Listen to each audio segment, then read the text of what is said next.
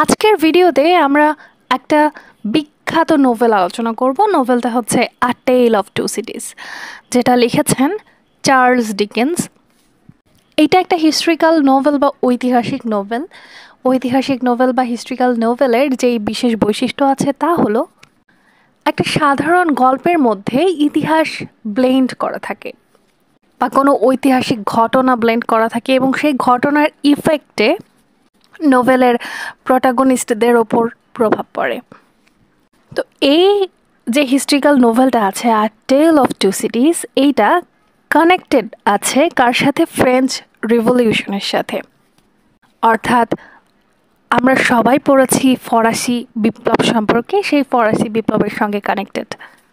তো এর যে নাম রয়েছে আ টেল অফ টু সিটিজ, এখানে বলা হয়েছে দুটো সিটির মাঝের গল্প। ঠিক আছে, কোন দুটো সিটি? একটা হচ্ছে প্যারিস, একটা হচ্ছে লন্ডন।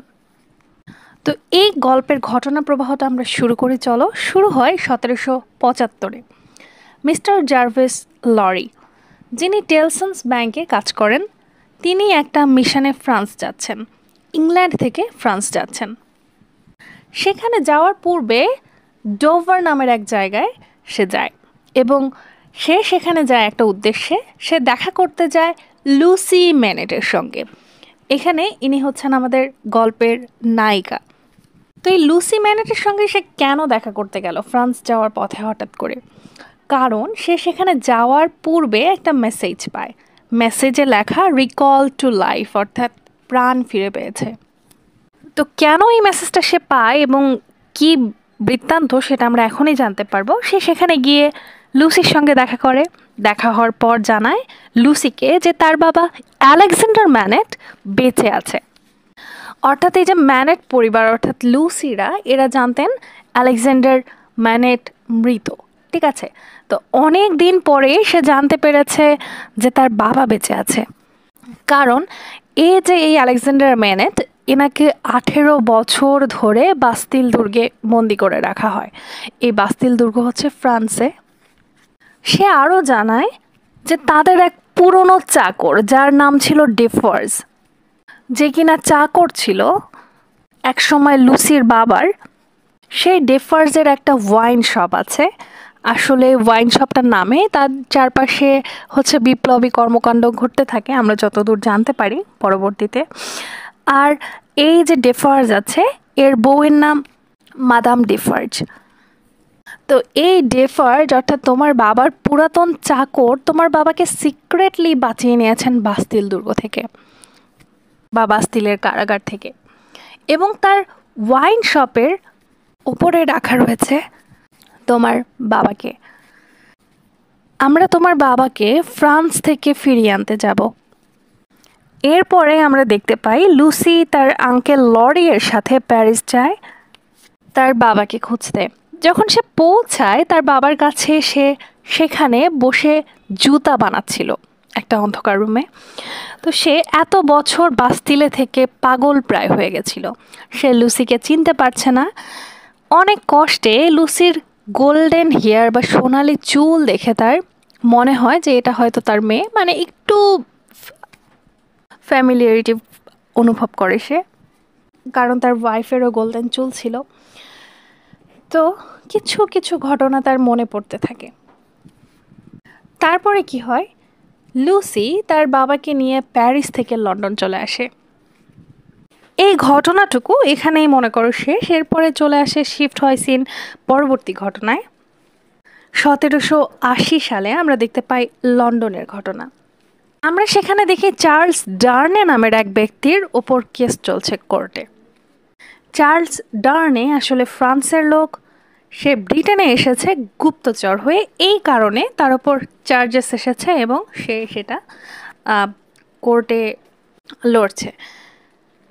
মজার ব্যাপার হলো এই কোর্টে লুসি এবং তার বাবাও রয়েছে, কারণ এরা যখন ফ্রান্স থেকে লন্ডন আসছিল তখন এর সাথে তাদের পরিচয় হয়। তো স্ট্রাইভার নামের একজন লয়ার তার কেস লড়ছে এবং এই স্ট্রাইভারের সাথী বা সঙ্গী হচ্ছেন সিডনি কার্টন। তো এই সিডনি কার্টনের একটা মজার ব্যাপার কি জানো? এই সিডনি কার্টন দেখতে একদম অবিকল চার্লস ডার্নের মতো। তো তারা এক পর্যায়ে গিয়ে চার্লস ডার্নেকে মুক্তি দিতে সক্ষম হয়, নির্দোষ প্রমাণ করতে সক্ষম হয়। এরপরে আমরা চলে আসি ফ্রান্সে। লড়াই চলছে ফ্রান্সের। ফ্রেঞ্চ বিপ্লব বা ফরাসি বিপ্লব কী নিয়ে হয়েছিল সেটা আমাদের সবারই মোটামুটি জানা। সেখানে গরিব এবং অভিজাত শ্রেণীর মধ্যে লড়াইটা হয়েছিল, অর্থাৎ অভিজাত শ্রেণীরা সবসময় গরিবদের নিচু চোখে দেখতো, তাদেরকে শোষণ করত, বঞ্চিত করত। এই কারণে অভিজাত শ্রেণীর প্রতি ধনী শ্রেণী একটু রেগে ছিল। দীর্ঘদিনের রাগ বিপ্লবের আকার ধারণ করে। তো এই সময়ে যখন এই কাহিনীটা চলছে, অর্থাৎ কেস লড়ার পরের কাহিনী, তখন ফ্রান্সে রিভলিউশনের পর্যায়ে অলমোস্ট। সেখানে আমরা দেখতে পাই মার্কুইস এভারমন্ট নামের একজনকে। সেই ব্যক্তি গাড়িতে করে তার বাসায় যাচ্ছিলেন এবং তার গাড়ির নিচে একটা গরিবের বাচ্চা মারা পড়েছে। তো বাচ্চার বাবা তার বডি নিয়ে কাঁদছে, বাচ্চাটার মৃত শরীর নিয়ে বাচ্চাটার বাবা কাঁদছে। মার্কুইস তখন করে কি, কিছু পয়সা ছুঁড়ে দেয় বাচ্চার বাবার দিকে। এই ঘটনাটা সে সময়ের অবস্থানটা বোঝাচ্ছে যে গরিবদের কি অবস্থা ছিল সে সময়, ধনী বা অভিজাত শ্রেণীর নিচে কিভাবে পিষত। তার ছেলে মারা গেছে, সে কোথাও একটু তার পাশে থাকবে, তাকে কনসোল করবে, তা না করে সে তার দিকে কিছু পয়সা ছুঁড়ে দিল। এখানে তার অহংকার ফুটে উঠেছে। আসলে ছেলে হারানোর দুঃখ ধনী হোক বা গরিব হোক সবার কাছেই তো সমান হয়, এবং সেইটা টাকা দিয়ে পূরণ করা যায় না। সো এখানে একটা অহংকারের পরিচয় দেয় হচ্ছে আমাদের মার্কুইস এভারমন্ট, এবং এই যে গরিবের অবস্থানটা সেটা ফুটে উঠেছে। তারপরে সে সেখান থেকে তার বাসায় চলে আসে। আমরা জানতে পারি চার্লস ডার্নে এই মার্কুইস এভারমন্টের ভাতিজা, অর্থাৎ ভাইয়ের ছেলে বা নেফিউ।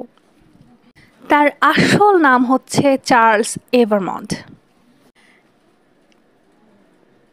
এবং এই চার্লস ডার্নে বা চার্লস এভারমন্ট কেন এসেছে তার পরিবারের কাছে? সে এসেছে তার ফ্যামিলির সাথে সম্পর্ক ভাঙতে, কারণ তার পছন্দ না যে তার পরিবার গরিবদের ওপর অত্যাচার করে, নির্যাতন করে। কিন্তু ওই রাতেই খুন হন মার্কুইস, অর্থাৎ আমাদের চার্লস ডার্নের চাচা। কে খুন করেছে তাকে জানো? তাকে খুন করেছে ওই বাচ্চাটার বাবা, যে তার গাড়ির নিচে পড়েছিল, যার দিকে সে পয়সা ছুঁড়েছিল। সে ক্ষোভের বশবর্তী হয়ে, ক্রুব্ধ হয়ে এই মার্কুইসের খুন করে দেয়। এবার এই ঘটনাটা এখানেই অলমোস্ট শেষের দিকে। এবার আমরা চলে আসি ইংল্যান্ডে।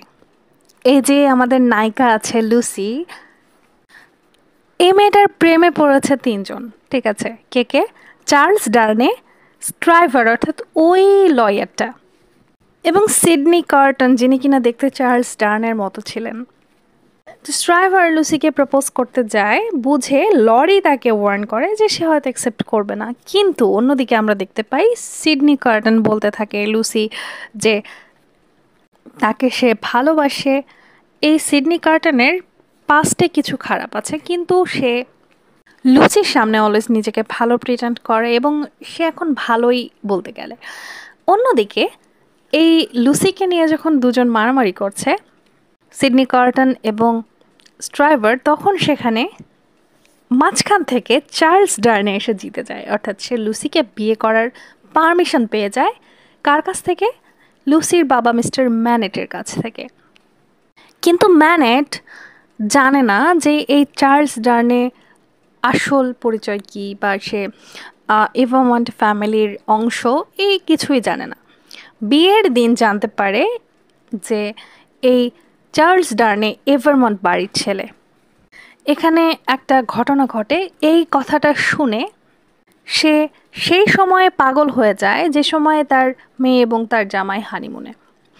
তো সে পাগল হয়ে গিয়ে আবার জুতা সেলাই করতে শুরু করে। এখানে একটুখানি মিস্টিরিয়াস বানানোর চেষ্টা করেছেন আমাদের রাইটার সফলভাবে। সেটা হচ্ছে কেন, কী এমন শুনলো, বা এভারমন্ট শুনে সে কেন আবার পাগল হয়ে গেল। অর্থাৎ আমরা বুঝতে পারি এভারমন্ট ফ্যামিলির সাথে এই ম্যানেটের কিছু পাস্ট রয়েছে। তো কিছুদিন পরে যখন তার মেয়ে এবং জামাই হানিমুন থেকে ফিরে আসে, তার আগে তিনি আবার সুস্থ হয়ে যান, কারণ লরি তাকে অনেক হেল্প করেছে সুস্থ হতে। এরপর লুসি এবং ডার্নের একটা মেয়ে হয়। এবার সিন শিফট হয় 1789 সালে, যখন কিনা বিপ্লব বা রিভলিউশন শুরু হয়েছে। আর এর পেছনে সবচেয়ে বড় হাত ছিল ডেফার্সদের, অর্থাৎ ডেফার্স এবং মাদাম ডেফার্স। তারা কৃষকদের লিড করেছেন বাস্তিলে আক্রমণ করার জন্য, এবং তারা এক পর্যায়ে সফল হন, বাস্তিল দুর্গ আক্রমণ করতে সক্ষম হন। এবং এই যে ডেফার্স এবং তার ওয়াইফ মাদাম ডেফার্স রয়েছে, তারা বাস্তিলের সেই কক্ষে এক সময় পৌঁছে যান যেই কক্ষে কখনো আলেকজান্ডার ম্যানেট বন্দী ছিলেন। তারা সেই কক্ষে একটা চিঠি খুঁজে পান। সেই চিঠিটা ছিল এই গল্পের অনেক বড় একটা ধামাকা। তো চিঠিটা সম্পর্কে আমরা সামনে জানতে পারবো, শুধু এইটুকু জেনে রাখো চিঠিটা লিখেছেন আমাদের আলেকজান্ডার ম্যানেট বা লুসির বাবা। কাহিনী কিছুটা সামনে আগায়, রিপাবলিক ডিক্লেয়ার হয়ে গেছে রিভলিউশনের পর, কিন্তু তারপরও এখনও ফ্রান্সের জনতা ভায়োলেন্ট হয়েছিল এবং ধনী বা অভিজাত শ্রেণীদের ওপর, এবং তারা ধনী ও অভিজাত শ্রেণীদের ধরে মারছিল, তাদের ওপর তাদের ক্ষোভ প্রকাশ করছিল। তাদের দীর্ঘ দিনের জমে থাকা ক্ষোভ তারা ধনীদের এক এক করে ধরে ধরে শেষ করছিলেন। পালা এলো চার্লস ডার্নে বা এভারমন্ট ফ্যামিলির, কারণ তারাও এমনই অভিজাত শ্রেণী। তো এই চার্লস ডার্নের চাকর গেবল জেল থেকে এভারমন্ট ফ্যামিলির যে ছেলে রয়েছে তাকে এভারমন্ট নামে একটা লেটার পাঠায়। তো লেটারে এরকমটা লেখা ছিল, এখানকার লোক পাগল হয়ে গেছে, আমাকে হেল্প করো, আমাকে বাঁচিয়ে নাও, নয়তো এরা আমাকে মেরে ফেলবে। এবার চার্লস ডার্নে ভাবতে থাকে এই চাকরের কী দোষ, কাউকে না বলে সে প্যারিস চলে আসে তার সার্ভেন্টকে বাঁচাতে। কিন্তু ফলশ্রুতিতে কী হয়, সে নিজেও ধরা পড়ে যায়, কারণ সে তো এভারমন্ট পরিবারের ছেলে। যখন তারা চাকরকে ছাড়ছে না, তখন ছেলেকে ছাড়ার তো প্রশ্নই আসে না। তারপর ম্যানেট এবং লুসিকে খবর দেওয়া হয় সে বন্দি। তাকে বাঁচাতে বাঁচাতে একটা বছর চলে যায়। লুসি প্রতিদিন জেলে যেত যেন চার্লস তাকে দেখতে পায়। এক বছর পর ম্যানেট ডার্নেকে কোনো রকম মুক্তি দিতে সক্ষম হয় বা মুক্ত করতে সক্ষম হয়।